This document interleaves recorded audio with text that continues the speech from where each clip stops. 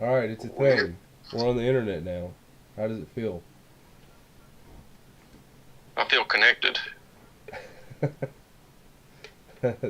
That's it. That's awesome. You feel connected. That's the best thing anybody can say, I suppose. Well, I feel connected too. Let's carry on the conversation. Is this what the zeitgeist is? Is that what that word means? We're a part of that now. Yeah, that's the internet, right? It's the embodiment of the zeitgeist. Yeah, the zeitgeist got stored on data servers, and now it floats through the air. If we use enough of these $5 words, we can open up a bank. And I think, you know, that's what's going on anymore.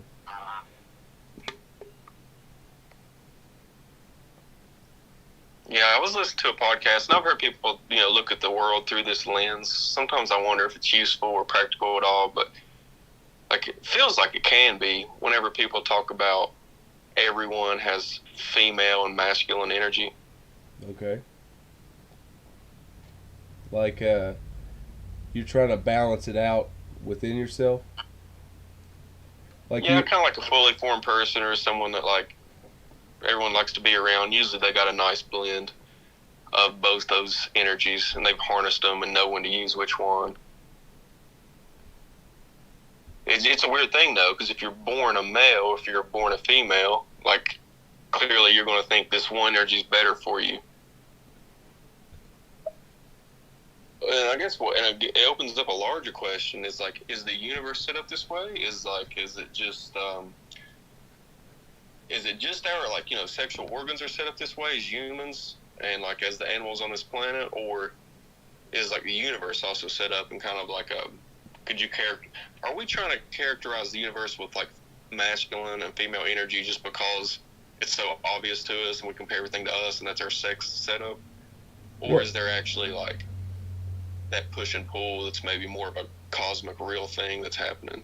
well, you know how many things out there make it very far without a family. Um, I think is at the core of it, and that's the male and female dynamic. It's a creation of a family. You know, there's some worms out there and nematodes that can asexually reproduce, but you know they're not like doing stuff like a wolf pack or stuff like an elephant or like people. You know, human beings building cities or I don't know. Ants even have you know sort of a family structure in a way. And also, like It's whenever you not look at a like solar system being as born, loving, maybe.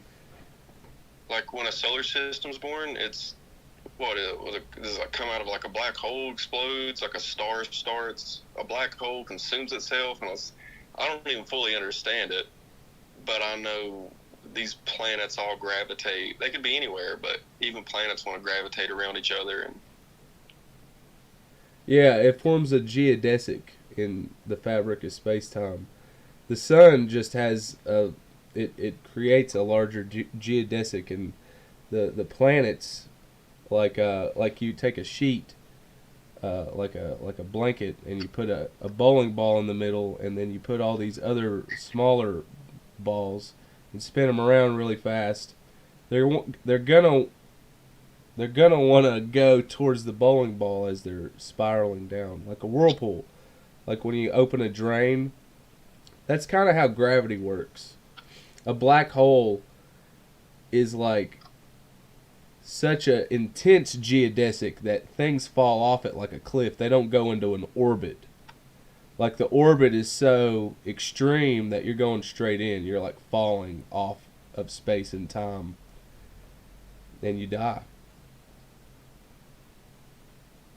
But you know, stars aren't that heavy. So we just kind of orbit around them most of the time, like what we're doing. And the moon is orbiting around us. In fact, the moon is moving further away from us an inch every year. Isn't that crazy? That's just I don't know. It's leaving.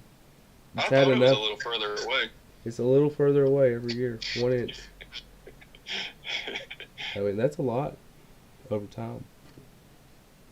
You go back like a billion years, and the moon is like way up in your face. That'd be cool. How much I is would like that. 1,000,000,000 inches? How many miles is that? 1,000,000,000 inches. I don't know. It's a lot.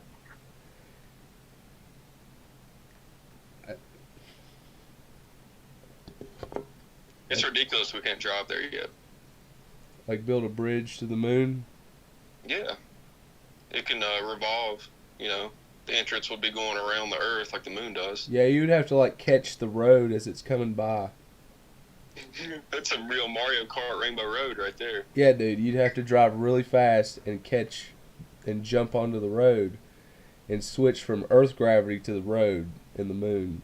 And you'd have to be going really fast in order to catch that moon road. That midnight moon road. I mean, think about all the country songs. All the songs in general. People will be singing about driving in the moon. I hope this idea doesn't get back to Fast and Furious, or there's going to be another one soon. Moon race. Can we beat 3036 Russia to the moon? in a Ferrari. Or what's the main car they drive in those? Is it that or is it the Mustang? I gave up on it. I gave up on it after like 3.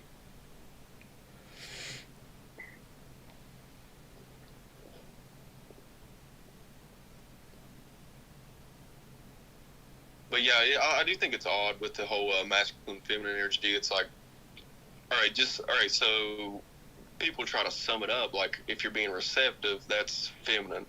Just because I'm able to like listen to someone, like is that a feminine thing? That sounds a little silly to me.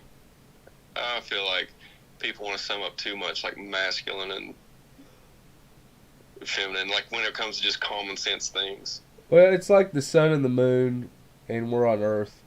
Like, if you go far enough away from the Earth, the sun and the moon, you know, and the Earth, you know, it doesn't matter. Those rules don't apply, you know.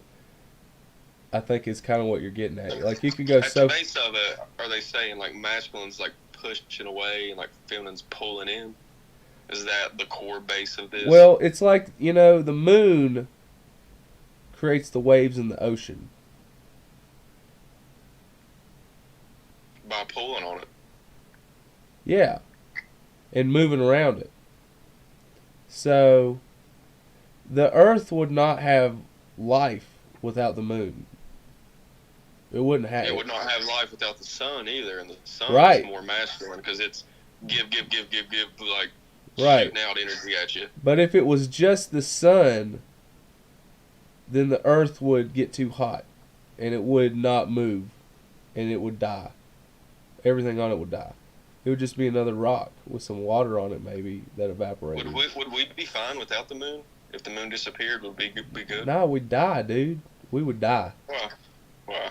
Because the waves would stop, the weather would stop, the air, we would die, man. Like, everything would fucking fuck up. It makes sense that the waves would calm down, but it's not providing... Well, I guess it definitely influences the atmosphere, but... Oh, it controls the I atmosphere. think as long as we still have trees, we would still have an atmosphere. Nah, dude, we would all die. It would be fucked. We'd be dead. I know everyone's rhythm would be fucking trash. It makes you wonder how long it would last if God got mad and just took a baseball bat and smacked the moon in the next dimension. Holy shit! Fuck. I tried with these goddamn humans. Fuck these little pieces of shit. He just gets his god-sized baseball bat. Doof. Dude. I mean, we'd be fucked pretty fast. Like, everything would die. We would die. Everything. It would be sad. I don't want to think about that. It's not going to be instant, though. We're going to put... The atmosphere is going to hang out for a little bit. We're going to put rockets on the moon. So crazy. And we're going to get the moon back. I think it'd be World War III within about a week. No, I think we would all just die with each other. I think we would just, be all right with it. Or go and strap rockets to the moon and bring it back. You do, yeah, but there's a lot of people with underground bunkers that are going to try to. Oh They're no, gonna try to live their life down there. you can't. Everybody will die. You can't. You can't hide. You can't hide from that. There's no hiding If from you've got a that. society underground, you don't necessarily need the moon. Dude, we don't know how significant the moon is to the sustained core fluctuations in the center of the earth. What if it stops the core from spinning and we lose the magnetic shields of the earth? Everybody fries up and dies. Like we don't. Unless you got an underground society. No, dude. The radiate, dude. Listen, everybody would die, but maybe some people would make it. But that radiation would go so deep into the earth. And I'm just saying, if the core stops spinning, everybody. I'm getting scared talking about this. It's freaking me out. But it's so crazy how fragile the balance of everything is that interconnects with everything. Like, no wonder people get fucking See, shit like anxiety that and don't shit. scare me because there's like literally nothing I can do about it. Dude, it's so You're big. gonna die. So It's such a yeah, big I get thing. way more worried when I'm like, oh, I told this person I would be there. Like I get way more stressed over shit like that. Dude, it's so weird how we're even here. Dude, the things that have to be happening for us to be here There's a lot in place. is fucking nuts. Like, it'll make you go crazy thinking about all the shit that's got to be coming together just right for us to be churned up and heated up just right, and there's stuff floating around, and who knows what really happened. I'm not sure. Everybody's got their own story, but here we are is the whole point that I'm trying to make, and it's pretty cool. I mean, I don't know how far into space we can go. Like, We could just be a product on like space cable television, and like some like business alien was like, dude, I'm gonna start these planets, and I think I got this specific way they're gonna evolve from monkeys, and they're just gonna be wild, man. They're gonna be wild, creative, like they're gonna be good with tinkering and stuff, but they're not gonna get much further than that. It's just gonna be chaos and fucking. yeah, And like really, we was made just so this business alien wanted like to put us on TV, kind of like the Kardashians. But yeah, and then we're probably a hit, man. They love us, but a lot of people, like a lot of parents, alien parents, won't let their kids watch us. we're like MTV of the galaxy. But whenever the aliens reach, like 200 or 300 years old, it's like it's up to you now. If you want to watch the humans, you can, but you just know they do some weird shit that you don't want to get into. No, I think a lot of us feel the same. I think there's a lot of cool people. It's like the silent majority. Silent majority of people, I think, are pretty normal. What do I mean by that? I mean, like, there's a commonality, like a common sense. Things we do, and they're Yeah. just pretty chill. Yeah, they're just pretty chill. They're just like, yeah, I mean, I don't want none of this crazy shit. I just want to chill and have a normal, nice life with nice friends and nice people and have a nice family. I'm not trying to do any of this weird extra shit. I don't know how to explain it, but there's a vibe. Some people are just, I don't And know. really, those type of people got a lot more figured out than like someone that's obsessed with success and have made it to the top. Yeah. Lots of times that person can never enjoy anything because they're always trying to do better, do this next thing, make more money, get this next role. I would almost argue like some guy that's got a family and plays a lot of golf and pretty good at frying a steak, got a couple random hobbies, family, and is actually enjoying himself. That guy's got more figured out than someone that's like running 10 companies. I think so too. I think a lot of people feel that way. I think it takes we're all pieces of a puzzle, man. And it takes all kinds of people to make the world do what it does. Some people make the argument, it's like Elon Musk, Jeff Bezos, they do this because they love it, because they like it. The older I get, I'm not so sure. I think some it's people more have of to a do it. compensation of they hate every second, so they have to try to make it better. Yeah, some people have to do it. Some people have to do so. They're obsessed. They're obsessed over an idea, and they'll fail Well, I and mean, one fail word and try to get it psychologically, right. one of the like large psychological traits is called conscientiousness. Yeah, And conscientiousness is just the desire to work. And it's such a weird fucking trait because you can never like fully satisfy it. It's almost just there when you're doing nothing. It's like when you're doing nothing, it's that feeling of like I should be doing something. So, but it's like it never ends. yeah. So You're always searching for the next psychologists thing. say they're high in this trait, high in conscientiousness, but whew, what a weird blessing and what a weird curse. Yeah. I mean, who goes from making electric cars to spaceships? You know, but some people have to do that. You know that's just their thing. You know, that's their puzzle piece that they Yeah, I feel that like they if I play. help like make a new electric car, I'd be like, this is my thing. This is what I do. I'm not going to be like, you know what else would be cool? Spaceships. Like that is someone that is never content at any second ever. No, but you know those people change a lot of things. They Yeah, get yeah. Like thank God for them in a lot of ways. They're one of the reasons why this podcast is possible. right. Yep, the Brought whole to you by internet. insane nerds. Yeah, people that want to sit down and figure out code and do it all day. So it's so easy to like do what a lot of other people do. And I'm not the type that really gives a fuck what people think. It's just easy to fall in patterns. Like, for example, I watch most of my videos on YouTube. Everyone does. But a couple of the people I was listening to said, you can catch the rest of this on Rumble. So I'm like, all right, I really like these guys. I want to hear the rest of it. Let me get on Rumble.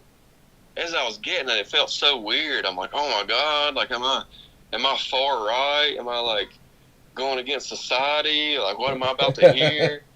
I'm like, all it is just like another channel. It's just like another provider. But it just, like, knowing it was so different compared to what a lot of people do, like, yeah, it had a weird energy about it. It's that forbidden zone, man. Like you're not allowed to be in here. People are gonna think different things about you. You visited this place.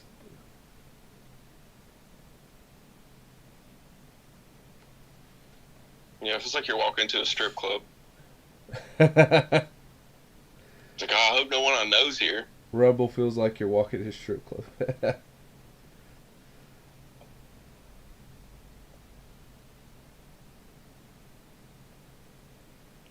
Yeah, you know you're up to no good whenever, like, you're like, I hope I don't see anybody I know.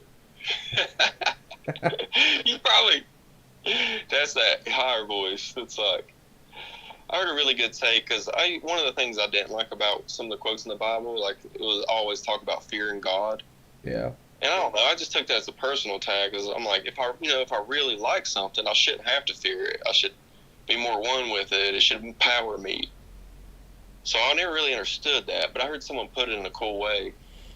They were saying like humans are so scared lots of times if like either your life's threatened or if your money's threatened. Like people will say stuff on TV just to get the next role because they don't want to get canceled. They're scared to lose that status.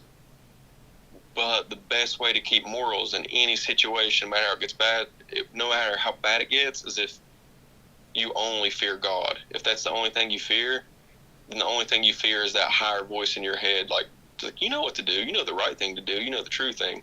Right. That's the only thing you fear, then like no one has any power over you. Yep, that's true. So when I heard it put like that, I'm like, well, damn, that's almost more liberating than it is. Because, you know, I felt it like very subservient when I first read it and I was young. Right. Oh, I want to walk around fearing God constantly, like I'm his little bitch. And I'm like, oh, when I heard it put like that, I'm like, this empowers you to be no one's little bitch because Right. you're only scared of not doing the right thing. Exactly. Yeah, it's like you're more afraid of God being disappointed in you than somebody like is going to kill you if you don't do something against your morals. Like they'll. It's like that concept of martyrdom. and dying for the sake of the greater The right good, thing. for the right thing. And it's up to the individual with your free will to decide what that thing is. That's when it gets scary. Yeah. Because what if you decide the right thing is to get your pilot license and fly to the World Trade Center? Oh. Well, Bill Maher made that point, and he got, you know, canceled.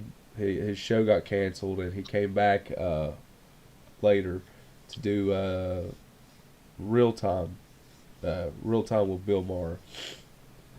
But yeah, I've always found that interesting. He made that point. Anytime someone in war decides to like do an action for their side that also kills them, whether it be the kamikaze pilots or whether it be an act of terrorism. Yeah. It's I've been depressed before. Like, I've thought about suicide. Thank God that I've never actually committed it. Right. But yeah, I mean, I understand the energy. I understand where it comes from. Sure. Yeah. But so that's what I wonder is like, would someone like a kamikaze pilot where they already like, I fucking hate life, but I could really help my country and the people I kind of care about if I do this? Like, how do you get to that point? I mean, I have read, they gave those guys like copious amounts of methamphetamine, which I'm sure helped. You mean like actual kamikaze pilots, like the Japanese? Yes. Well, that was like an honor thing. Like, I don't know if they held those people's like families accountable if their husband didn't do a certain thing in war.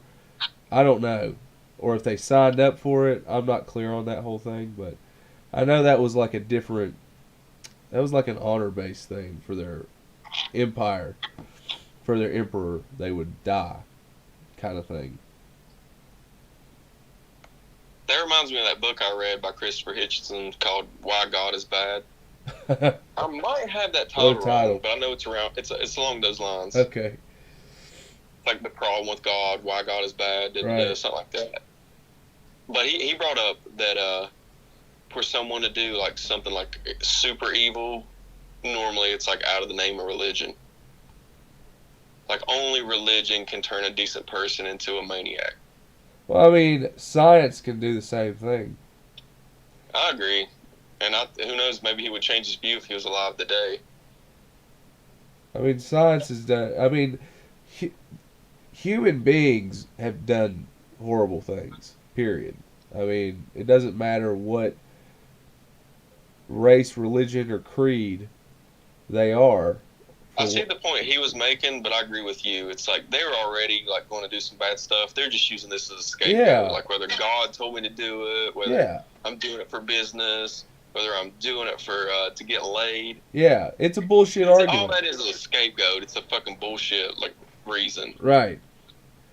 The greater good might be one of the most evil, diabolical concepts that there has ever been said. Because who's to say what the greater good is? Who's to say? Well, that's what Ayn Rand wrote about a lot. Is like the best good you can do is like make yourself better and do exactly what you want to do that's right at all times, and that is actually going to help everyone around you way more. I think we're having a big argument in our culture right now about what that thing is. What is good? What is bad? It's such a simple thing, but I think we're very confused on it, and we're figuring it out. Well, it is very confused because it's powerful energy when you got that kind of conviction.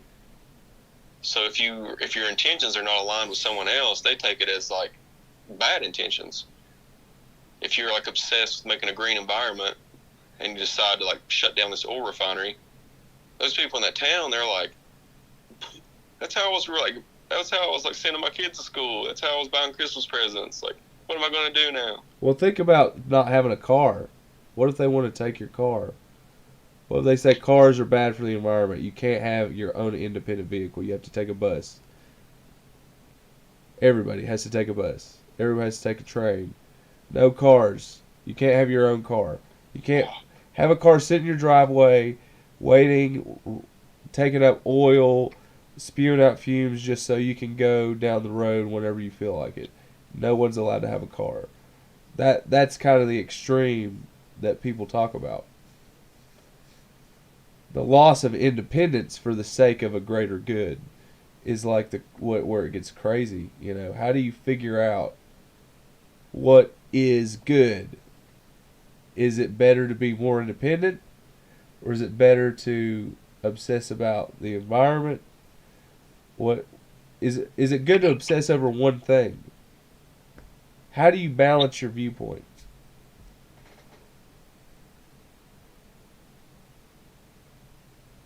I think that's what states try to do. I think that's what the concept of states having their own governments that are like smaller versions of the federal government.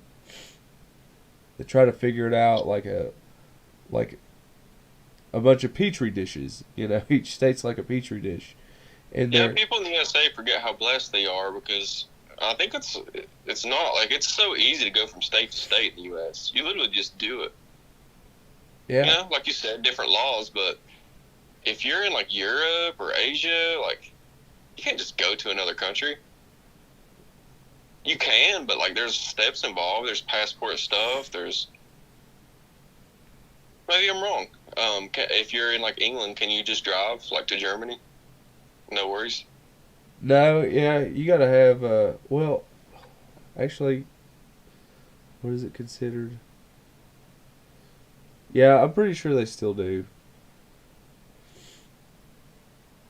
I feel like they tried to do a thing. Well, I don't know. I hear a lot of people that go to from Germany to Italy, and they do it all the time like it's no problem. I don't know what their deal is over there.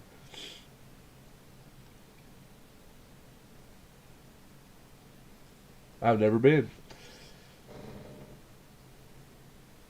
USA is so fucking proud, and I think in some ways Americans should be proud. In a lot of ways, they should be proud. They changed the world for the better.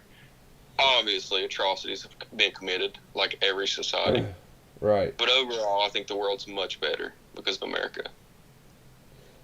Oh yeah, definitely, man. Like this is the only place where people are allowed to all come together and fight it out, figure it out, and I think we really forgot how much we've already fought each other. Like all the different races and religions and creeds of this country, we've already shot each other, killed each other, done it all, and buried the hatchet. And then now we pick it up again.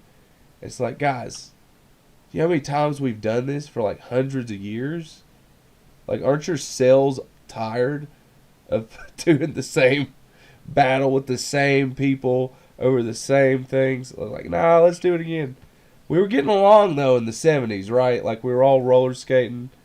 You know, we were all doing disco. No, we weren't. No, okay. Everybody had cool hair. Everybody had cool hair. They were having a good time. I don't know what fucking happened, man.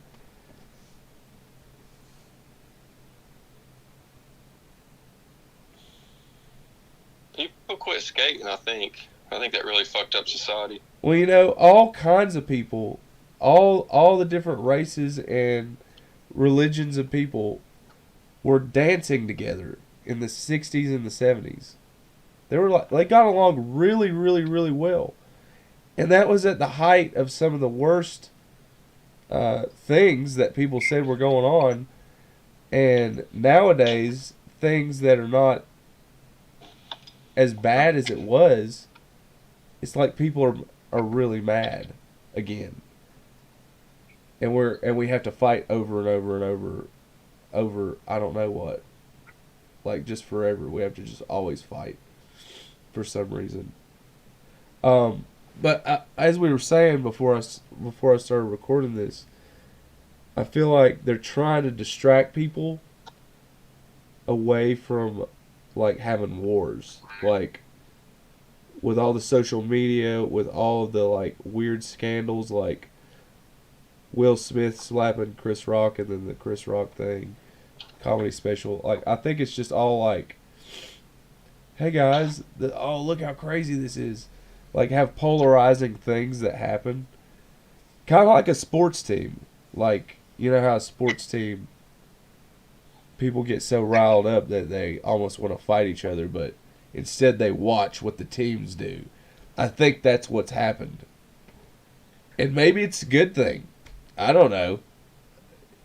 People aren't killing This could each be the other as much. aliens easing us into an age of peacefulness. And they're like, the humans are not ready quite yet, so we're going to start up some race arguments, and we're going to start up some, like, silly things with this Trump guy. They seem to really gravitate towards him.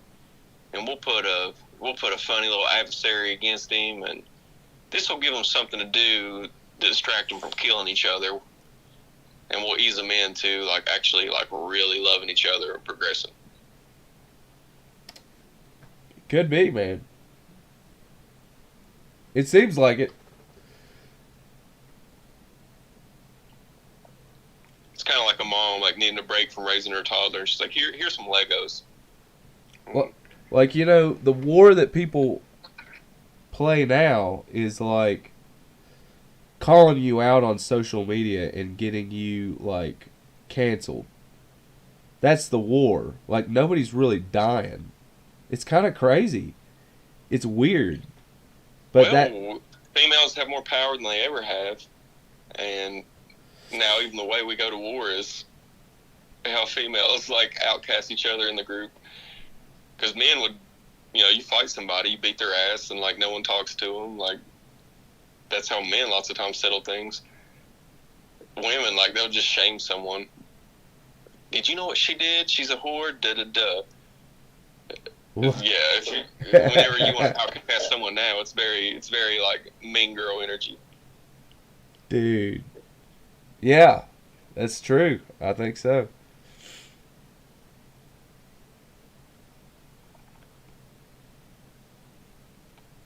Like, you see someone with, like, a really nice ride that's young, you're like, oh, his daddy gave it to him. He didn't do shit. Why can't you just be happy for somebody? You gotta have that mean girl energy. Yeah, people want to just cancel people on... I'm not sure what the basis or principle is. I think it's mostly a mob mentality. I don't know if there's any rhyme or reason to some of it. I think a lot of it's sexual. I think we're always looking at hierarchy to like see how we stand up. Because if like, if in your eyes you were the most successful man you knew, and, like, you're like, I'll look better in the mirror than when I look at other men. Like, I got a badass jawline. I'm fucking ripped. I'm rocking out in the world. I'm doing good shit. You can get some pussy. I mean, I guess. Maybe all the hate is sexual. Maybe it's low self-esteem sexual. I don't. Why else would, like, women and men judge each other so much? I feel like the most of the judgment comes, it's like, well, obviously, if someone does something really bad, you don't want anyone to bring you down, so that judgment makes sense. But when someone's doing really good, that judgment's weird. It's a different kind of judgment. Yeah, isn't that weird? Yeah, people can't be happy for other people. They try to tear you down, and the Council of Must Be Nicaea, like, it must be nice, it must be really nice that you got that and this thing happened.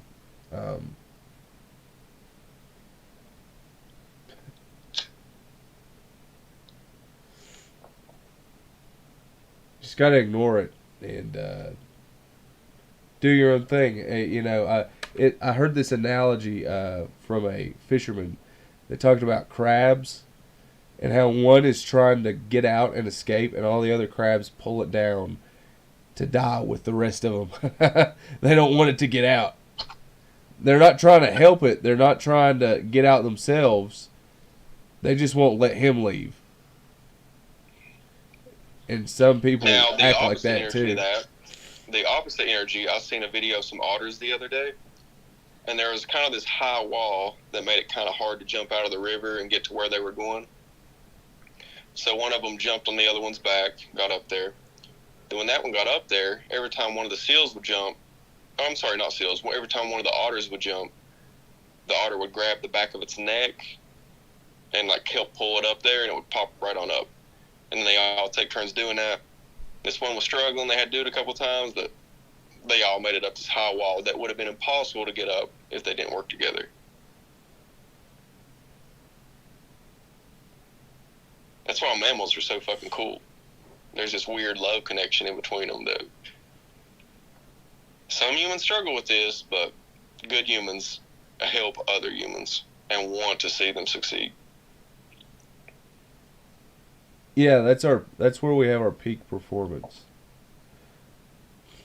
We can do the very best when we work together like that.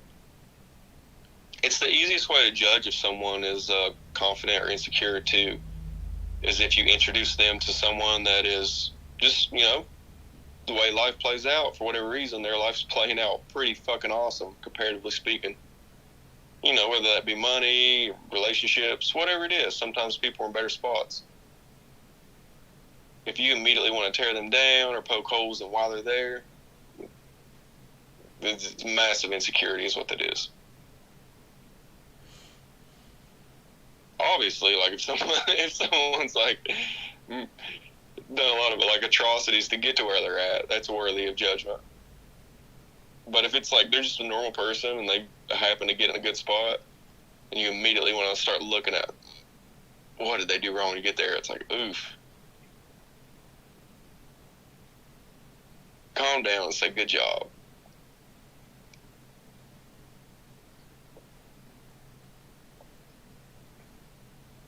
Yeah, it feels good to compliment people that are actually doing great. Um, If you let yourself like really appreciate that they're doing good, it feels good it because you does. really do. Yeah, it's a wonderful feeling. It's a good vibe. It's just like that initial competitive. Sometimes I have it as a man. Like I'll be meeting someone and like, oh, they're a lawyer, makes more money than I do. I know that right off the bat.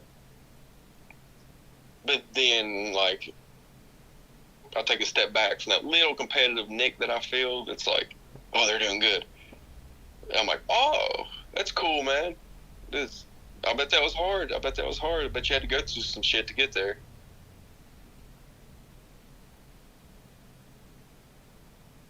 And then you can talk to them about it and build them up. One of my favorite people in my life is someone, like, every time he talks to me, he just builds me up. And I don't think he's, like, doing it just to do it. Like, it seems like what he says he means. But it's like he's seeing the good in me. right. And he's trying to make that good better. And I'm like, oh my God, I wish more people was like this person.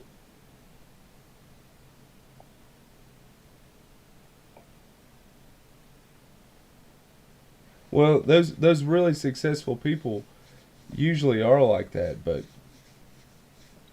people don't want to see how hard those people work and even why they're dedicated to the skill or craft that they've invested their life in. I mean, that's really something to pick something early early enough in your life to where you can try to master it by time you're 40 or 50. Men's careers are like women's wombs. You can have a baby later, but it's going to be harder.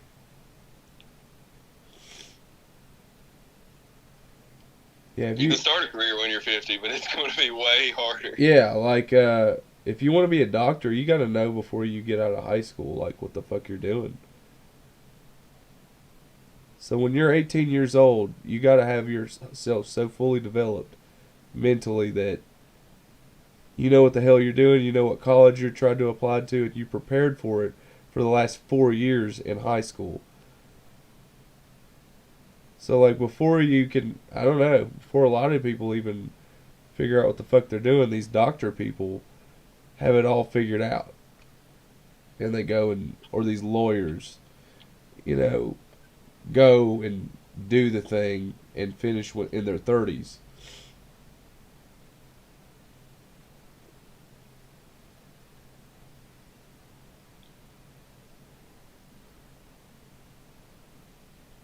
if you can reach the point, like we were talking earlier, like some people always want more and more and more. If you're like, well, I'm just kind of happy. I like being in my own skin. I figured out how to be around some people that I enjoy their company. It really doesn't matter that much. Let me get a job I'm semi-interested in. You know, something I don't mind doing. Right.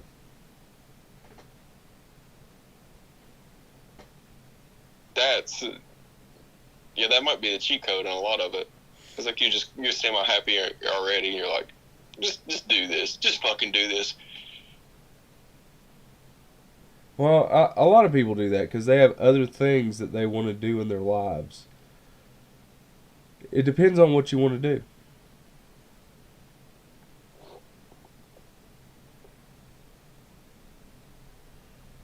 Ooh, what a blessing and a curse, conscientiousness. I definitely suffer from it. I would imagine a higher degree than the average person. I'm no fucking Elon Musk or Jeff Bezos. I do not want to work 80 hours a week. But I do find myself like wanting a little bit more, wanting to create more than like the guy that comes home and is like, "Ooh, let me hang out with my family, let me pet my dog, let me play some games." And sometimes I'm like, that guy's cooler than me. I'm like, he's at least having a good time. We don't live forever. He's really enjoying this go around.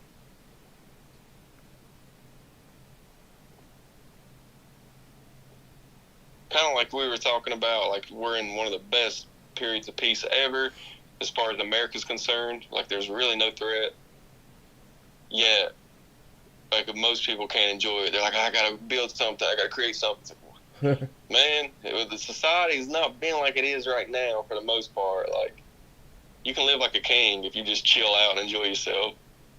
Yeah. Do decent work. You really can.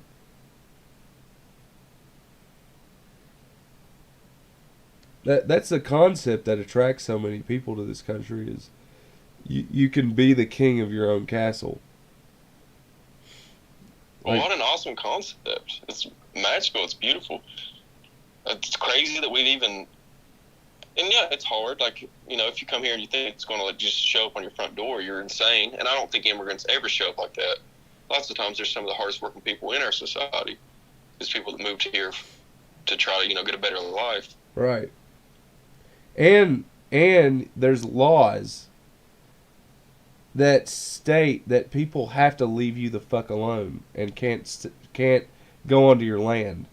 That's a pretty big deal. You have the right to pursue happiness. Yeah. But I think a lot of people want to be left alone, you know, on their land. They want to have something of theirs that. Of course, they don't want someone showing up with more power than them, being like, "Well, I think we're going to do this now." Yeah. Nobody wants that. We have a whole police force dedicated to protecting that.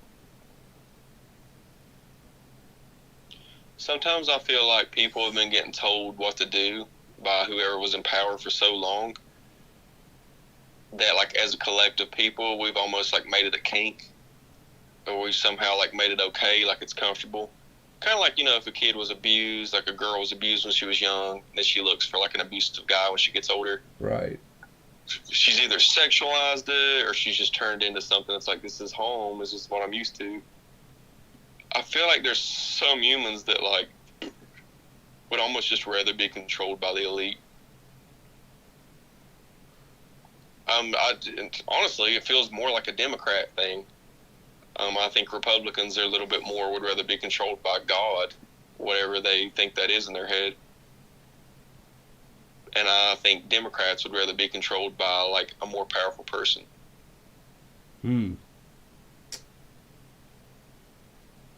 I think at the core that might be the basis difference of the two things.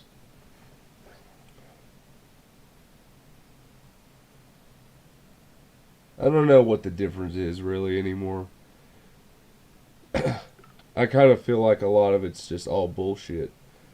Like bread and circuses. I just don't know what. I don't know what to believe.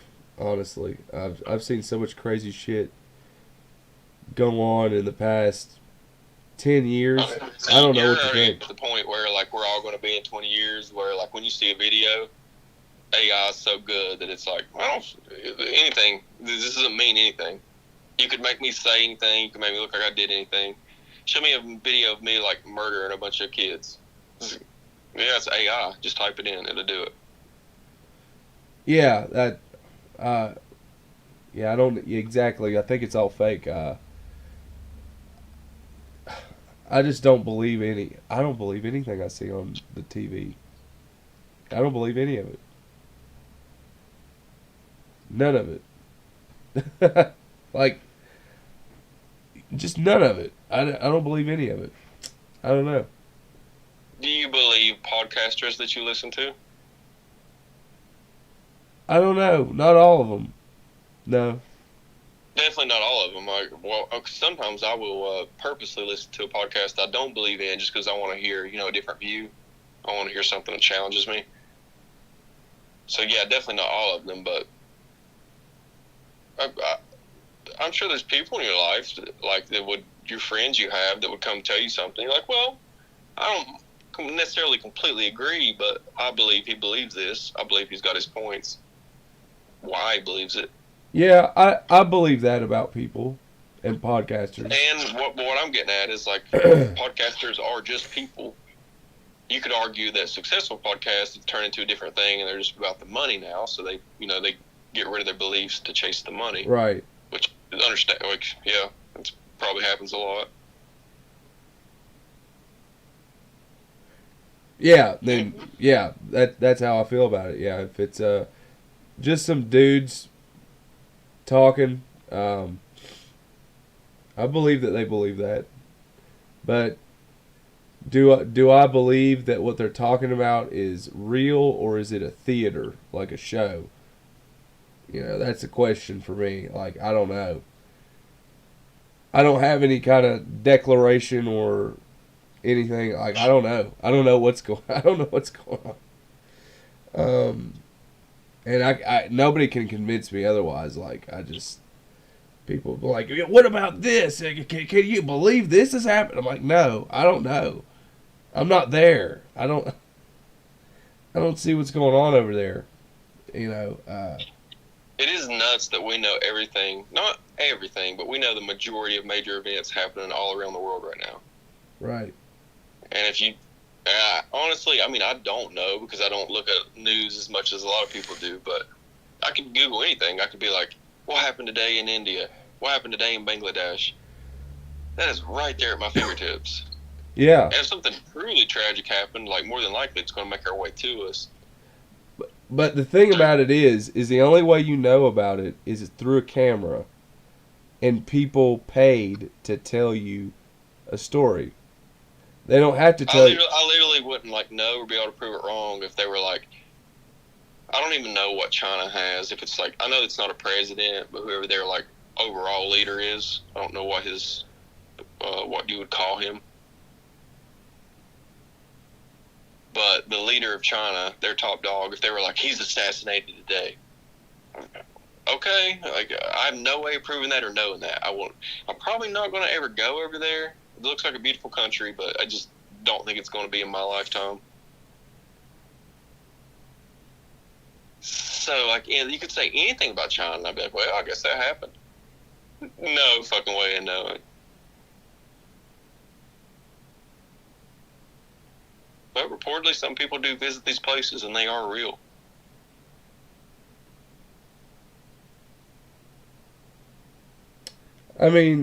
Yeah, China's real, but you don't know. You've never been there. Are the things that they say going on there? I guess Chinese people got to come from somewhere. Yeah. Or are we living in the Truman Show? Is it all like fake, acted theater? To what extent? I don't know. You go too far down that rabbit hole and you start to resemble. I like a lot of the stuff in the Bible. I think a lot of the stories have good meaning, but they really screwed up on the origin of humans. Because whenever you start out with Adam and Eve, it's like, where did all the races come from? There's so much evolution missing.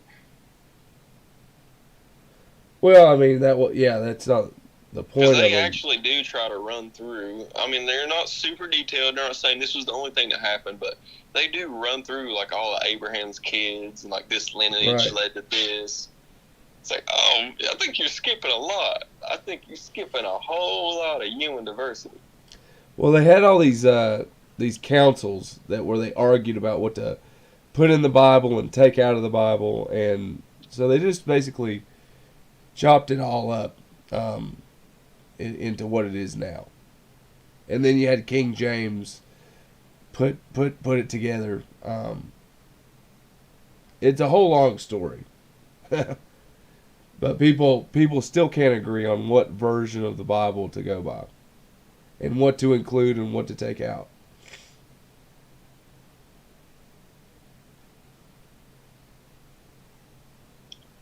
Like I heard today that I don't know if you've ever heard the quote when Jesus was on the cross. One of the last things he said was, "Father, why do you betray me?" Right. And a lot of like Christian texts and literature has ran with that, but I've heard someone today like arguing that like that's not the actual translation. Like if you look at like the Hebrew translation, like a better way to say it would be, "This is my destiny. Like I have fulfilled my purpose." Which is a completely different thing. If that's true, he was saying a completely different thing than, because they were trying to like in the Yeah, it's a whole modern other vibe. interpretation, they're saying like, oh look, he's feeling human too. There's times even that like he feels like he was forsaken by God. But if he was on the cross being like, "This is my destiny, motherfuckers, I'm saving the world," like that's a completely different energy and thought. Yeah, that's a whole other vibe, dude. That's another ball of wax.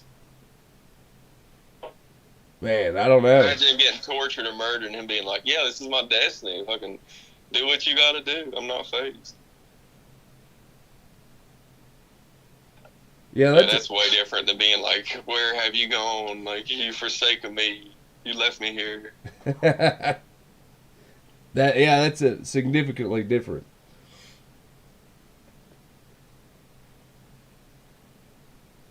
That has more of a what do you call it? Definitely victim mentality. Well, it's kind of like that Braveheart The story. "Why you have forsaken me," that's definitely more victim mentality. Yeah, but you know what you're talking about is more like Braveheart, where they like disembowel him and they try to make him be a wimp, but he doesn't, and then they end up cutting his head off and killing that guy. But he doesn't bitch out, and it inspires everybody to like rise up and fight the English, the Scottish people. Yeah. Yeah. Jesus was a real freaking rebel because for the most part, like all heroes have been really good at war. You look at Thor, and you look at Hercules, you look at Muhammad. They're just like these war monsters that'll like fuck you up. And Jesus is like, "Hey, let's stop this nonsense, y'all. I ain't doing shit. You can try to hurt me. I'm gonna be good. You can send me back to heaven. Oh God, I'm so scared to go back to heaven. Sucks down here anyways. I ain't gonna hurt none of you. You can't hurt me." Yeah, it's a three-dimensional chess move. What can you do against that?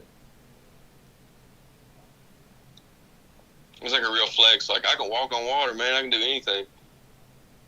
But if you're trying to hurt me, man, just do what you got to do. This is your problem. Crazy energy. That guy was a rebel.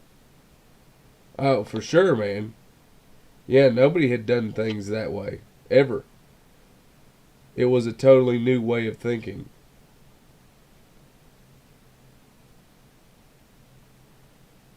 I think some Buddhist people have probably For sure. entered Yeah, that they're amount of about their peace, a lot selflessness. of them. Like those dudes that set themselves on fire and don't scream. That's pretty crazy. I mean that's commendable. Like, whoa, you really? Yeah, if it's self-inflicted, I don't respect it as much. I don't know, dude. Like, I don't know what is it then. It's something. It's really something to just pour gas on yourself and set yourself on fire, and you don't scream, and you just stand there and die. Like, that's crazy, dude. I mean, I gotta respect that. Like, you don't even make a sound except the sizzling of your skin. Like, You know what? that's That is crazy. way more respectable than like someone like writing a suicide note and then like their mom finding it and their mom being like, "You ain't gotta do this." And it's like, I just wanted to hear someone say that they love me, that they care.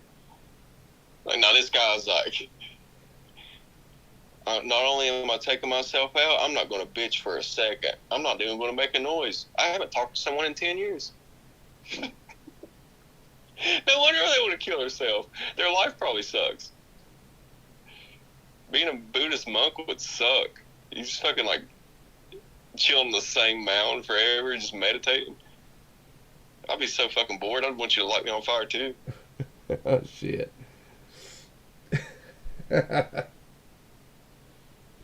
No pussy, no friends, no alcohol. Like, somebody burned me alive. Some of them did.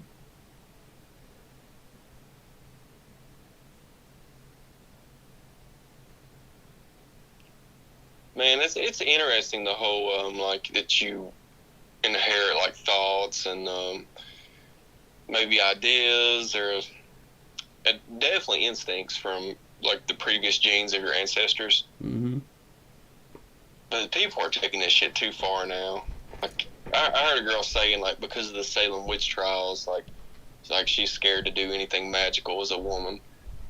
I'm like, I don't know if it's that specific. To, like, you can't prove her wrong. I have no way of proving her wrong. But I feel like this is people are going to take this genetic thing that they've proven in some ways. I don't know how the exact study was done, but they've proven in some ways that there is like genetic learning that you're born with, and obviously that makes sense. We're all scared of heights to a certain degree. We're all scared of things that are big teeth, big claws.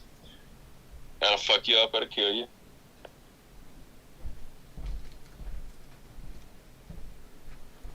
You're like, Well, I want to do this magic thing, but then like all the previous witches that were burned started bothering me. I don't know. It's stretching a little bit. well, I think all of history is worth examining. Shouldn't burn people alive. I believe in freedom of association. Like, if you don't like somebody, you should not be forced to be around them.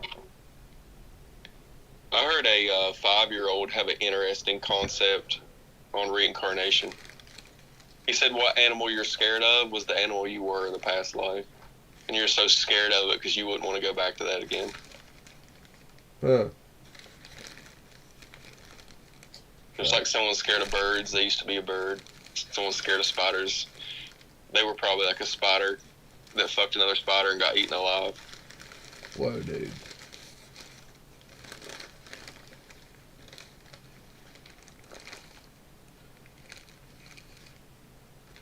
I don't want to. I don't think. I don't think that's true. I don't either. Dude, you gotta admit though, I did let you know a 5-year-old told me this. It's pretty high level shit for a 5-year-old. Yeah. I'm not on board. I wasn't convinced, but I was like, cool theory, bro. Cool theory. You're using your brain for some imaginative things. Something interesting about a lot of young kids is they love stories, and it doesn't even have to be true. They love making up stories. Yeah. And you can like get them going and like be like, well, what'd you do next? And they're just fucking lying out of their fucking teeth. It's all bullshit. But they are so entranced with like what could happen next. They're able to play with their story. They don't care so much about it being true. They just care about it being a good story. And I think a lot of people lose that, but they're still, part of them craves it. And that's why some comedians that are good storytellers or a movie director that's a good storyteller, we're entranced, we're in love. We're like, this is so good. It's like, it's all bullshit. Like, never happened. Yeah, but it could, and if it did happen this way, that would be great. Oh, dude.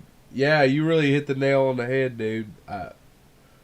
Some people hold on to that child part of themselves and protect it, and end up making a whole lot of money off of it. Where Because Kreischer is a prime example. You get that guy tell yeah, one of his stories. Yeah, he's going to, make 5 or 10 lies and 5 or 10 truths, but it's going to be a good story.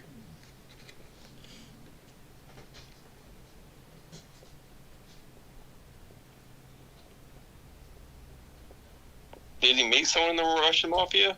Yeah, I'm sure he did. Did they do all that shit? I doubt it. But it's a goddamn good story, and I'm glad he told it. Yeah, you don't know how much is comedy and how much is truth.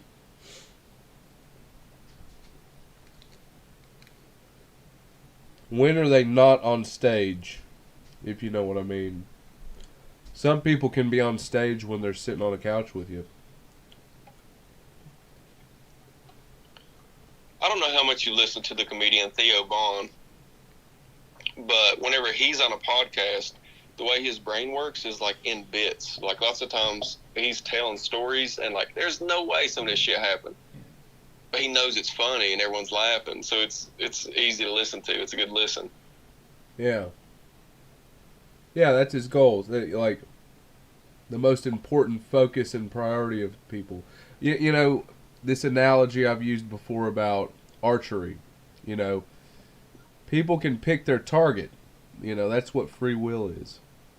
You can shoot for something that most other people are really just not shooting for, man. Like they don't give a fuck about what you're shooting at. But you can try and do it. When you're a wicked person, that's when you start shooting arrows at people trying to shoot at their target. That's when you're a bad person. But if you're just trying to hit your own mark of something strange that you're trying to do, and you achieve something with that, it's something worth celebrating. And like you said, those people that hold on to that childlike part of themselves where they can imagine, they can make a lot of money off of that target that they've hit.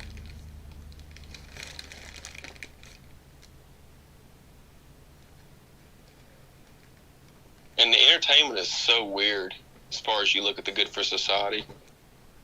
Because it feels such like arrogant energy if we were like, because this is a podcast right now, but if we were like, well, let's keep doing this, 500 more times, and then we started making money, and it's like, this is such different energy than like being a plumber or an electrician or a nurse, when you're providing real tangible value that's obvious, materialistic value.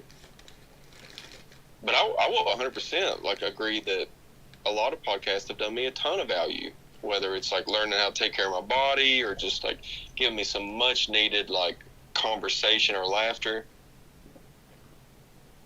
100% help me, but it's hard to measure entertainment, like when we're talking about songs or we're talking about. Yeah, think about musicians. Why are musicians the highest paid individuals ever on the earth? Why do they get all the money? Next is movie stars. So I think the top notch would probably be like someone in control of money or business or create a new product. I'm talking about cold hard cash in your pocket, not that you're a shareholder or you hold these stock. I mean money that is yours. That's true. Yeah, you can literally like sell out an arena and it's like boom. That's your money. Yeah. They made so many people feel so good, so fast at the same time. We're all willing to be like, here's a day of work. I worked all day just to hear you do that. Yeah. Musicians, I think a lot can be, a lot of your questions or sort of things that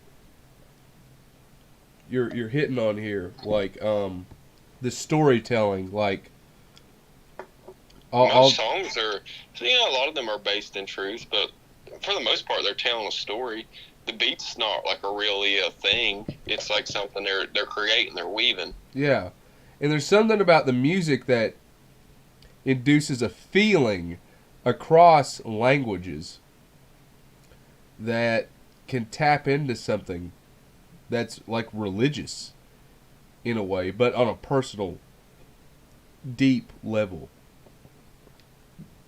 And the same song can mean two different things to two different people.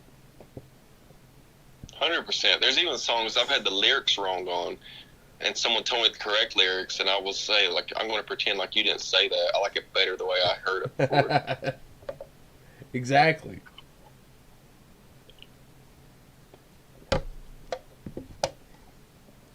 And that's an interesting thought too. Is like sometimes you like deciding to look at the world in a way that's not factually correct is beneficial. Yeah, it can inspire you in an interesting direction. You can kind of control your like. I mean, it's a fine line. You'd be a fucking crackpot that has no basis in reality. It's not even connected to anyone if you push it too far. But there is like a weird cheat code sometimes. Like if someone was like mean to you, you could be like, "Oh, that person was just jealous. They really liked me a lot. They were just bad at communicating it." When it's like really, they're trying to like fuck your life over and they hate you. But if you told yourself that, you'd feel better and you'd probably be way better off.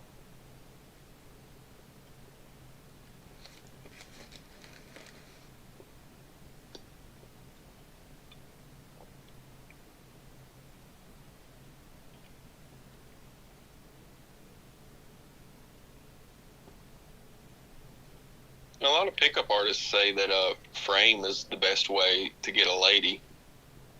But frame goes beyond just getting a lady. Frame's also a way to set up your life and like view the world.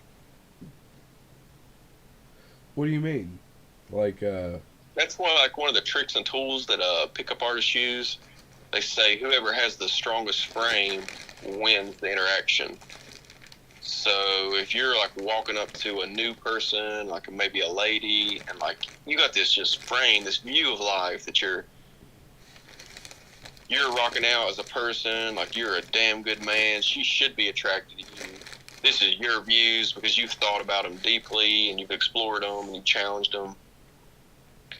So whenever she challenges you and she gives some pushback and you present your frame in a much stronger, complete way that really set in stone, that's supposedly one of the things that a lot of pickup artists teach is like you have to hold a strong frame. Because as soon as you're wish-washy, you're like, well, this could be it, like, and then nothing means nothing at all, then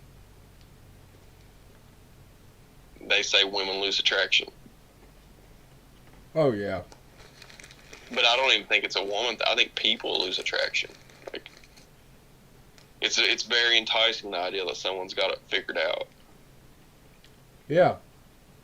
And, if you're smart, you realize no one's got it completely figured out. But if they got it figured out for them, that's an attractive thing. You're like, they know what they're doing for them. Good for them. That's yes. cool.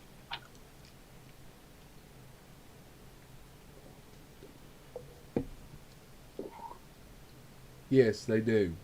That, like, you know what your castle needs. You know what your kingdom needs. That's a respectable thing. And everybody's got a different thing. And there's plenty of things that people do. Do you think all women lose attraction if you cry in front of them? It depends on what you're crying over. Yeah, I agree. Like if you, I've heard podcasts that are like way more like super manly, trying to get laid. Like and they're like never cry in front of a woman. I'm like, I think that's probably good times. If your family dies and you don't cry, they'll probably think you're a psycho. You know, they'll probably think there's something wrong with you. You know, there's times to cry, and they would be right. Yeah, there's times to cry, and there's times to definitely not do that, and don't be a bitch. Don't do that. I don't. I'm not gonna tell another man when that should and shouldn't be. I think that's kind of fucked up too. Like, figure it out. I don't know. And if there's some people out there that accept what you're crying over for what reason, then good for you guys. Get married about it. Like, I don't know. Because everybody's different. Like, I've seen some weird couples, dude. People that have weird standards that they're just different, and they work and they're happy. I'm happy for them. Great, that's great. Would I do that? No, definitely not. Definitely not. Would never act like that in front of anybody. But some people are into that. Whatever. Well, a lot of people are weird, so for them to get a good match, it's probably also going to be a weird person. Exactly. And they can do that. That's great. That's what this place is for. For the misfits of the planet to get together and have a home. That's the pursuit of happiness. It's the pursuit of happiness. That's it. It's an American right. That's why America's here. That's it. That's the whole point. That's the whole idea. That's why everybody rushed over here. And why everybody speaks these different languages. And we have all these different last names. So during the whole African American slavery thing at the beginning of America, I believe around 300,000 slaves were brought over here. Since that's been over and abolished, over 3 million black people have decided to move here and got their visas and become a citizen. It's just interesting that way more have moved here because they decided they want to live in the country. Because a lot of people frame it that, America's set up in a way that black people don't have a fair chance. Why are so many black people moving here? Clearly, there's something going on that it's like. Well, yeah, they have a chance here. They have a better chance everywhere in the world. Everybody has a better chance in America, like the whole planet. A lot of people want to live here, man. We have our problems, but for the most part, we have a lot of laws that say you need to leave people the fuck alone, otherwise we're going to put you in jail. You need to leave each other alone. It doesn't matter what you believe in. It doesn't matter what you look like. You guys need to leave each other the fuck alone about stuff. And right now we're arguing about publicly what we should and should not be. What's good and bad? We have to argue about it. We're arguing it out. We're figuring it out. I think we can all mostly agree on some stuff. Like, I shouldn't be able to go to the dollar store and pull my dick out and put it on the counter and be like, I don't have a debit card. It's my dick. Okay, that should probably be illegal. That's fucked up. Yeah. Yeah, that's illegal. Yeah, I shouldn't do that. But I see what you mean. It could become acceptable if we go in that direction with the argument.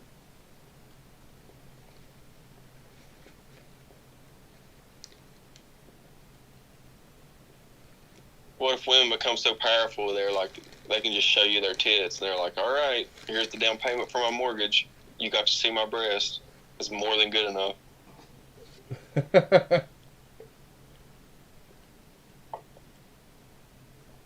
Yeah. If you're not constantly challenging things, it takes both sides of the challenge to get to a good point. Right.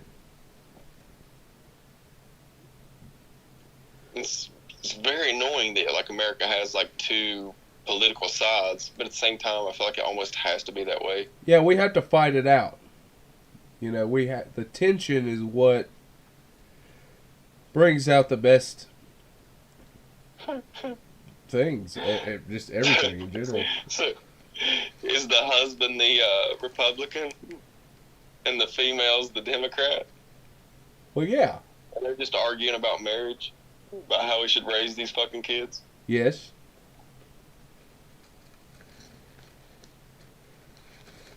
I wonder if I said that to someone that was left leaning or a Democrat, if they would push back or if they would agree. Well, you can put it to them this way.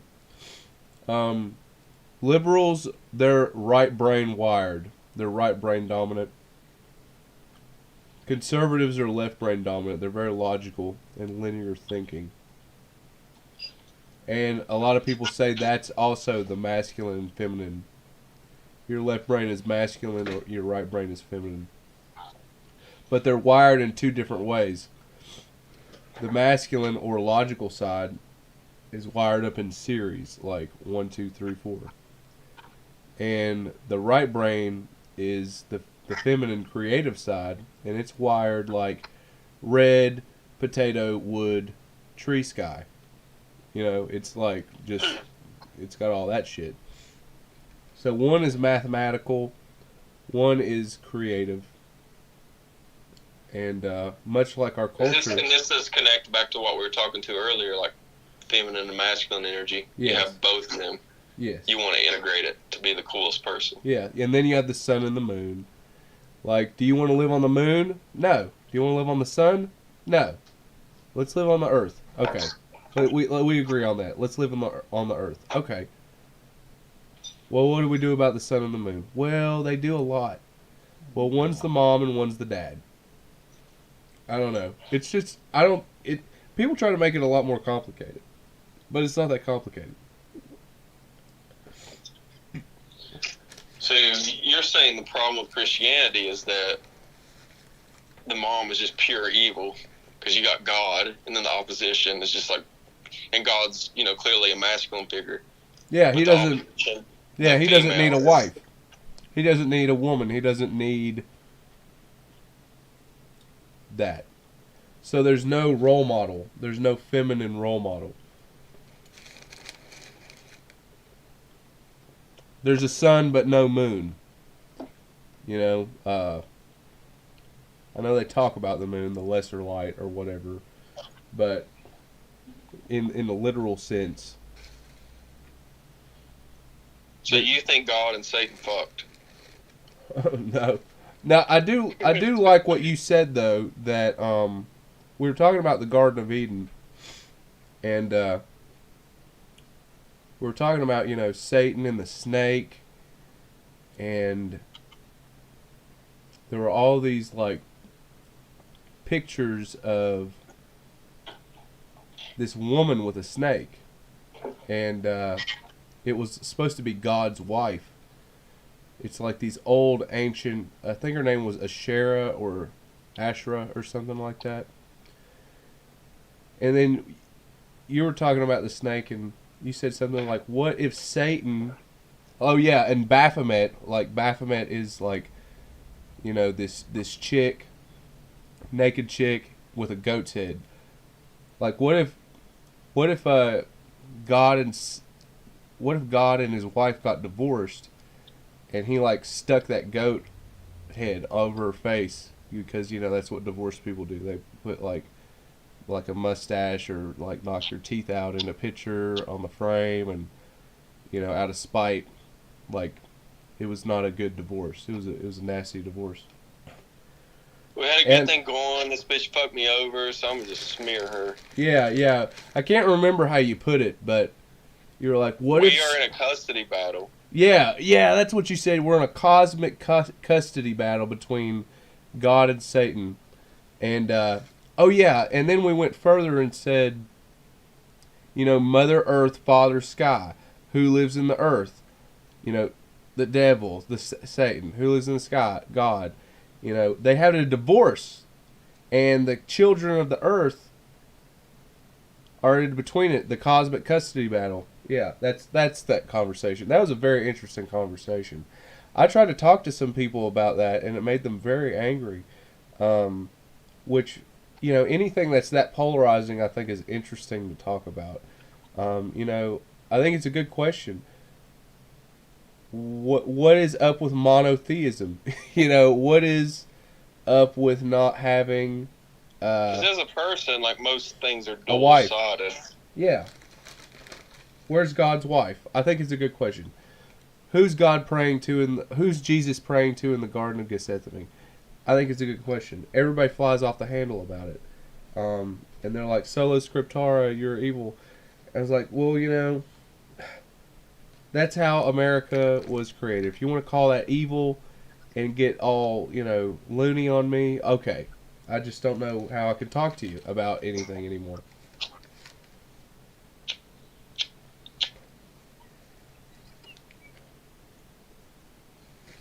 Now, the scary part about the theory is it does open up, like, yeah, I mean, it opens up, like, Satanism and, like, examine Satanism being, like, is this energy all bad? Like,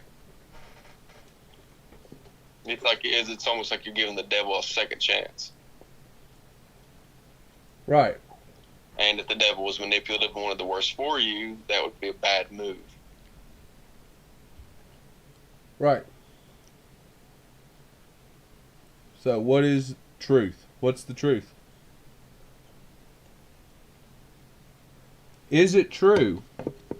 So, I want to say something. Okay. Men and women, lots of times, have a certain voice in them to do, like, they know what's right. Like, sometimes you get confused and you do something you think's right, and it, like, fucks society up. But for the most part, I feel like 99% of your day-to-day interactions, like, you know the right thing to do. Someone holds the door open for you, thank you. You're just giving them a little energy back. Like, for the most part, you know what's the good thing to do. Yeah. And I don't know if that really feels masculine or feminine. That's almost like it feels a little bit beyond that. I don't really look at it as a sexual. Because men and women have that same inclination that they can lean towards. Yeah, I believe that. I believe gratitude is a universal thing. People can be grateful and want to help each other out. They really can. Yeah, it's probably hard for us to conceive of aliens that, like, don't need, like, a male or a female. Well, I think we love it so much. We like the pool, and it drives us crazy. So we're like, oh, that's fucking gay. I think that's what we try to do with the concept of God without a wife. It is that someone outside of an alien existence that's outside of anything that we are, because it created it. How much more alien can you get? I think, it confuses a lot of people in that since he doesn't have, like, a family or a wife or kids, how is he creating things without a woman? And it's kind of like this, it's a transgendered idea, really. A concept of a being that does not need sex to reproduce. And we might not be smart enough to know all the ways that you could create something.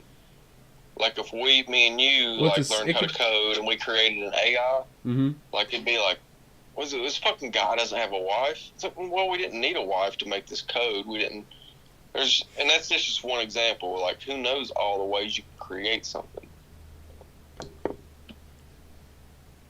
That's true. People have said that before. That's what the whole movie Tron was about. A coder was a god to the computer programs, and he went inside the computer program. He went inside of a video game, and where the video game pixels had to fight for their lives or die. And they were controlled by the users up in the arcade. So whatever happened with those people controlling their body, they would live or die. And that guy didn't realize it until he got down inside of the program, and he was a program too. If I was writing a religion book, I think it's a better story. Like, if I picture God, I would try to do it in a more cosmic sense, but it would be along the storyline of, like, to create us, to, like, make this experiment that he really wanted to happen, to make it happen. Like, he had to climb, like, all these peaks. He had to go over mountain, snow, bad weather. and he got like the energy to get us. Who knows? Like if something did create us, I find it fascinating what it had to go through to make that happen. Because for the most part, creation's not free. You look at it on a human example. If you like created a badass kid, a girl or a boy, it's going to take at least 18 years of hard work, and probably going to consist of more work after that. And that's just looking at it through a human time scale. We're looking at on God's time scale, a being that like we did create something like this whole thing. What does this motherfucker have to go through? How many solar systems did he scavenge? How many different realms? How many other gods did he talk to? Just to bring that little bit of magic back into the Milky Way galaxy to start something up that's very interesting to him. Our God might be canceled in his culture. I was just going to say that, like, who is he in his world, He's to create canceled. ours? They got canceled for making the humans. They're like, oh, we hooked him up with the all-powerful creation magic, and he made humans. Are we Rumble? Is Earth Rumble? It's very possible. Whoa, dude. We're like BitChute over here. That would make a lot of sense. I mean, I would be down with that. I think a lot of people would sign up for that religion, don't you? Like, we're the canceled universe that God created out of love, because he was like, y'all should be able to say whatever you want, free will. You should be able to do and figure yourself out without people getting in your way and being, retarded. And the other gods, they were like, no, just like set them up to do the exact right thing all the time, and it'll just be so perfect. And God's Look, like, my little heaven no, I made. this would be way more interesting if they could just do whatever they want and figure it out for themselves. What? And then our God, our creator, was like, actually, I'm going to like give them the knowledge to be like, this is really bad for you, and you kind of want to do it, and this is really good for you, and you kind of want to do it. And you get a pick. Yeah. Do you think that comes from eating of the tree of knowledge? Or do you think we had that before? No, that's a chicken or the egg thing. Like, the tree's trying to explain, like, as well, it's already in place. Okay. I don't think that caused that to happen. It's just that fucking happened for sure. And now, like, the tree's just a story of like why it happened. It was always. It's not factual or nothing. It's just showing you that like humans are different from animals. Yeah, we were always going to eat off that tree because we weren't supposed to. The tree didn't give us knowledge. I don't look at it literal at all. I think it's just saying like we have knowledge that's different from animals. And from that point on, whenever it happened, we deal with heaven or hell. Yeah, we ate from that tree for some reason. There's something about us that notices something and is like, I'm going to go towards it. So there's this tree, like, get this. There's this tree in this nice garden where everything is nice and beautiful. And there's this tree out there, and it's got a snake on it. And not only is it a snake, it's talking to you. And you're going to go over there and talk to it, and you're going to pick the fruit off that tree, and you're going to eat it. That's a whole other thing. Like, nobody does that. Who fucking does that? Eve. She did. She's like, well, who are you? I can eat this? It's going to do what? I'm going to get my boyfriend Adam to eat it too. He's going to love this shit. Like, who does that? People.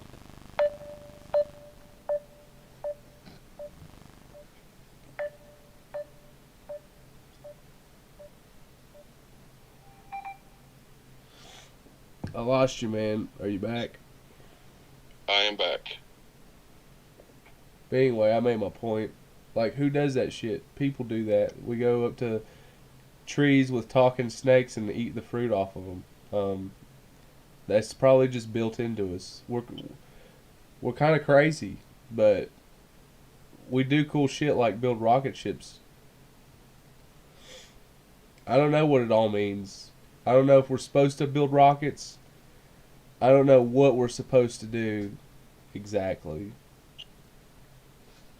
I can feel when something's wrong. How about that? That's the best that I've got. I can feel when something's wrong.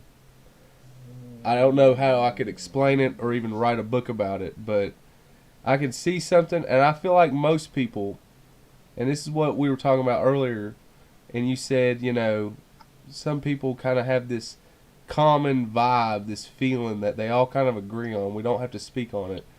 We're all like that dude that was showing in that video of him fucking a snake or something. Like, most people are like, nah, bro. Like, what the fuck? Like, that's a normal reaction.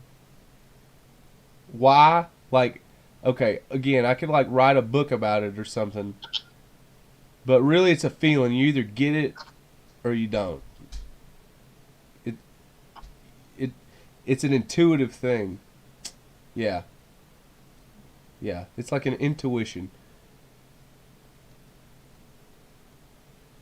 And I think that's the main crust of humanity. And even the idea of America is like this common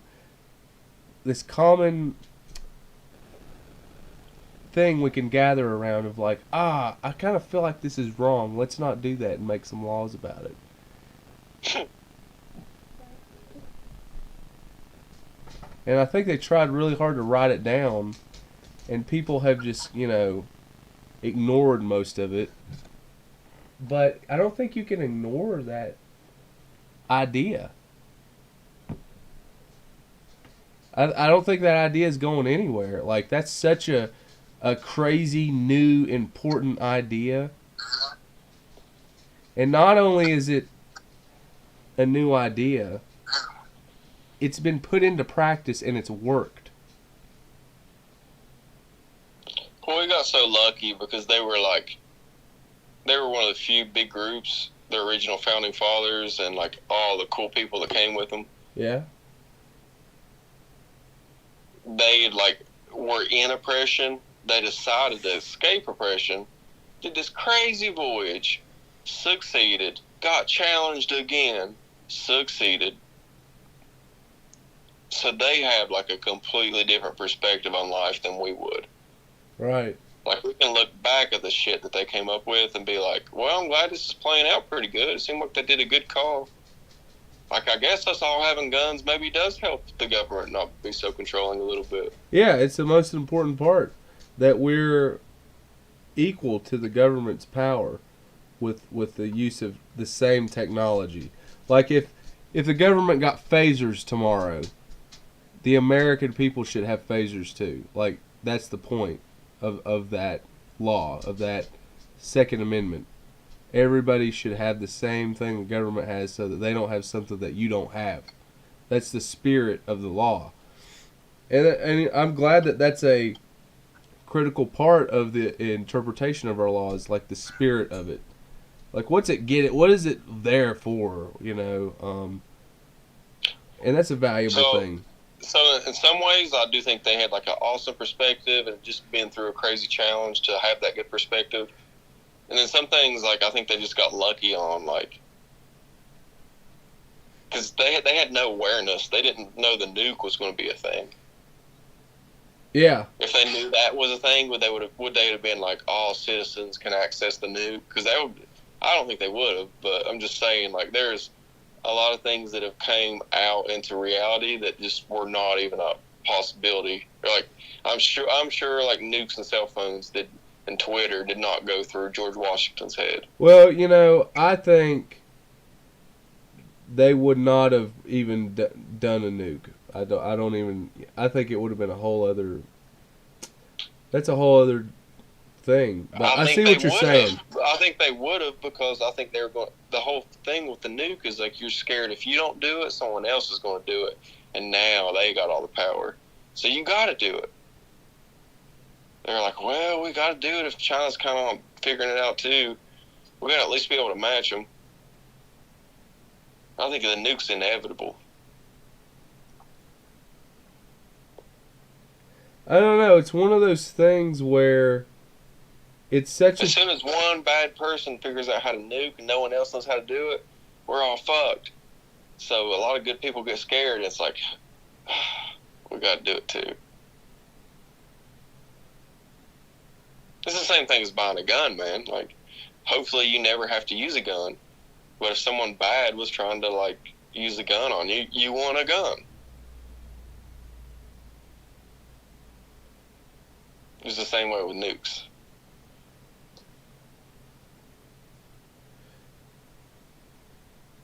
But I do think the gun was a much... Well, I guess honestly they both think pretty good for society. I mean, Hiroshima probably disagrees, but... all right. I know there's like... It hasn't been a world war in a long time. Well, yeah, everybody's terrified to fight, which is good because what would be stopping United States and Russia from nuking each other if they started fighting? Like nothing. There's nothing stopping them from doing that.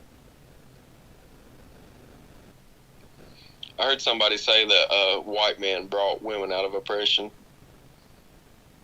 And the reason he said that was just because of guns and tampons. Because, like, as soon as you give a woman a gun, like, I mean, technically, she could kill you just as fast as any man out here. It's true. And then as soon as you give her a tampon, she's like, oh, I can deal with this period that used to, like, bother me every freaking week. Still sucks, I'm sure, but, like, I got a good tool to deal with it. And then, boom, like, all of a sudden, like, women are like, oh, we don't feel held back as much. We can do stuff, too. We're not scared of, like, me disagreeing with you and you beat my ass. Like, guns are real. Now that everyone has guns, it's kind of like the nuke. Like, people don't want to push violence to the end because they're like, well, eventually I'll get shot. It's not worth it.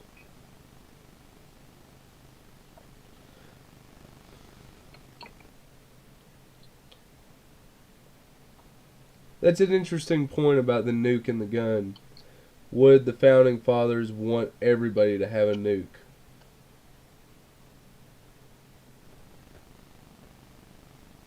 That's a very interesting thought there. I mean, there's certainly enough nukes to go around where everybody could have their own nuke. The problem is, though, they knew there were crazy people with guns, but they're like, the good outweighs the bad. With nukes, all it takes is a couple crazy people, we're all done. So you can't do it with nukes. It's too much power to kill a bunch of people that you don't know. With a gun, you got to at least know enough to see them. A nuke, you don't even have to see them. Well, what are we going to do when we have antimatter? Where you have the power to blow up a whole planet? Like, how are we going to decide how to use that? That'll be up to Trump, dude. I'm sure Trump is going to, like, figure out how not to die. So, once he cures aging, he'll be the one that decides whether we just, invade other aliens or not.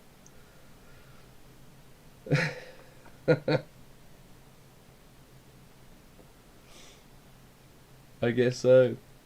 Yeah, he did create Space Force.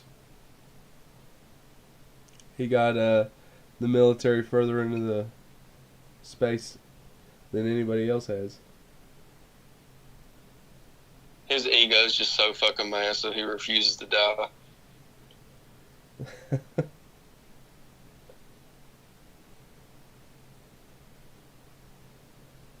God's tried to kill him. He's like, man, this guy thinks he's cooler than the devil.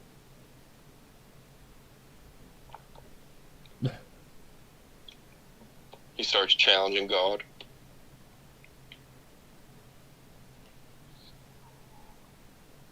And churches start worshiping. And then, like, all the Democrats are, like, Satanists.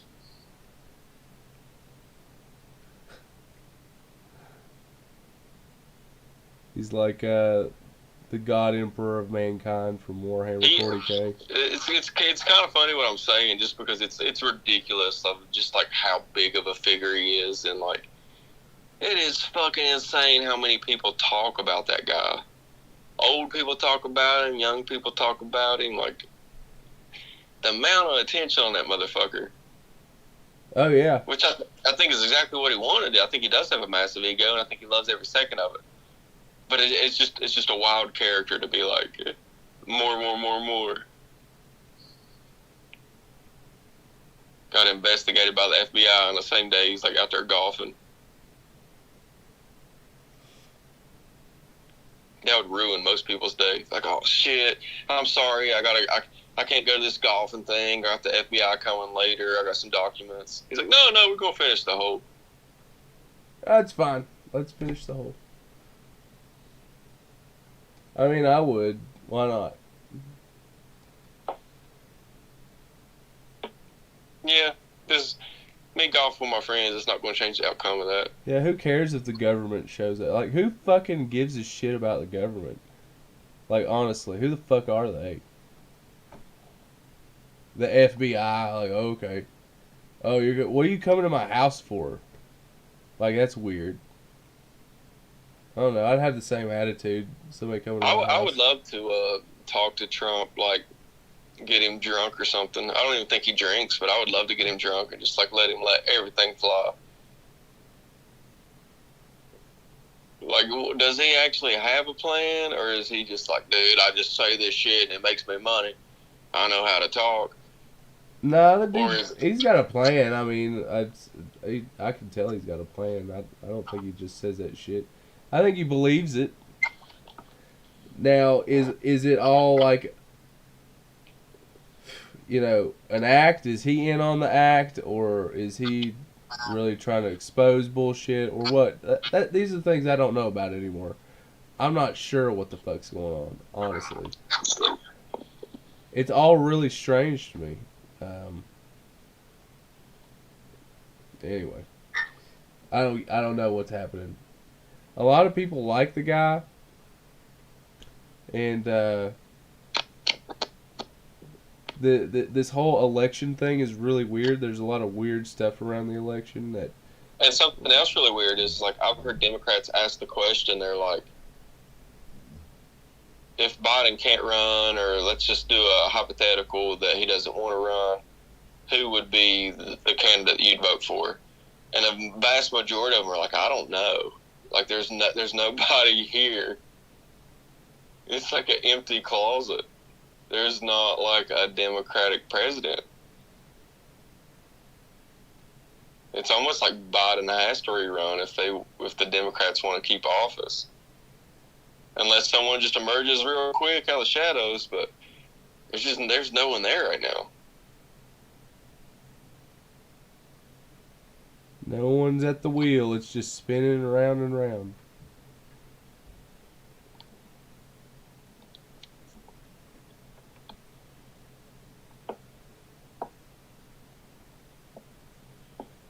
So a lot of people that I think would be good presidents, I've kind of heard the same sentiment of that. It's not a good job. They don't want to put their family through it. And they would only do it if they had to. So they kind of think things are working out pretty good. And I agree with them. Like, I like America as a country. I think, especially if you live in the right state, you've got a ton of freedoms and a ton of rights. So until I think their, like, family life and their daily, like, culture gets messed up, gets ruined, I don't think, like, the best presidents would even try to run. No, because good people don't like telling other people what to do. Like, it's not something that people like doing. You know, when they have their own shit together and they know what to do, they like to just deal with their own thing. It's really strange people that say, I'm the best leader, everybody follow me. You know, like, those are the people I'm always like, I don't know. I don't know if I want to follow you. Like, who are you? It's a strange problem. Because we clearly do need leaders for government and militaries. Who decides what to do with the nukes? These are good questions. How do we go about picking those people? That's a good question. I don't know. How do you go about picking people like that? It'd be hard to do better than what we got with voting. Well, I mean, a lot of people don't have faith in our elections anymore. You know, a lot of people feel disenfranchised Well, and we could spend more tax dollar money to like get more people in like vote election audits. You know, kind of like the IRS has like audits. There yeah, should maybe be more auditors at every poll. maybe. You could even hire private companies to help. You could. I know that stuff that has to be addressed for the next election because you know that's something that can potentially break the country apart in a really violent way. If people don't believe in the elections anymore, man, that's not a good sign. That's that's bad, man. And I think that's another reason they might have hired so many armed IRS agents. They're giving them guns now because I think they anticipate a lot of people aren't going to pay their taxes anymore. That's the biggest form of protest that you can do safely is you just don't pay your taxes because you don't believe in the policies of the state or the government anymore. Um, So and I actually like really like our tax structure. yeah, Right now, it's not like hurting the poor at all because the standard deduction you don't even pay any taxes until you make over $13,000. And then if you're married, like you don't even pay taxes until you make over like $26,000. So by definition, it's not hurting the poor at all. The problem that I do have with it is like the tax money we pay to the government. It feels like they're just not that great at spending it. Versus if I spend it in my community, it seems like it does more good.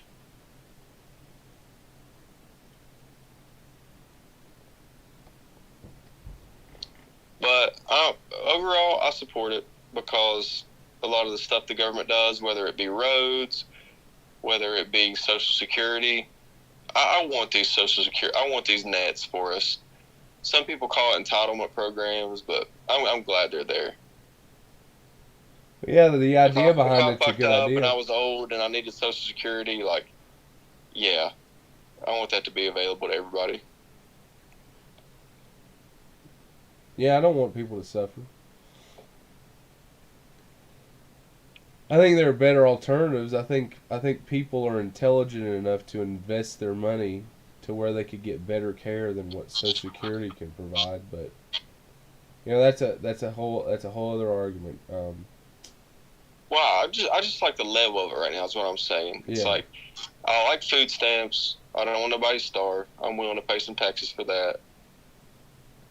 HUD housing, I know some people abuse it, but for overall, like I'm glad my tax money pays for like kids and moms trying to figure their life out. Maybe it was an abusive dad. You don't know. You don't know. I don't want these kids to be homeless, man. no, that would suck. Yeah, we've done a lot of wonderful things for the world. If someone like is raising a family and they get fired, like I'm glad unemployment's an option. Yes, people abuse it, but I'm still glad it's there. Yeah, because we're in a position where we would rather people not die. I think that's a wonderful achievement. I don't know if we've ever gotten this far. But so like a lot of my voting, a lot of my political policies, it's like I like it the way it is, and I don't want more taxes. I don't want the government doing more weird shit. I don't want more control. Like I love these safety nets that we got going, but anything more than this, like leave me alone.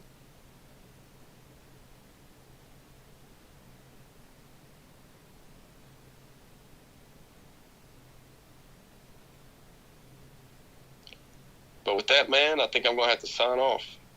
Oh yeah, man. Yeah, we've been doing this for almost 2 hours. I think this was a great podcast. Let me hit the button. Yep. Thanks to everybody that listened. Y'all have a wonderful night.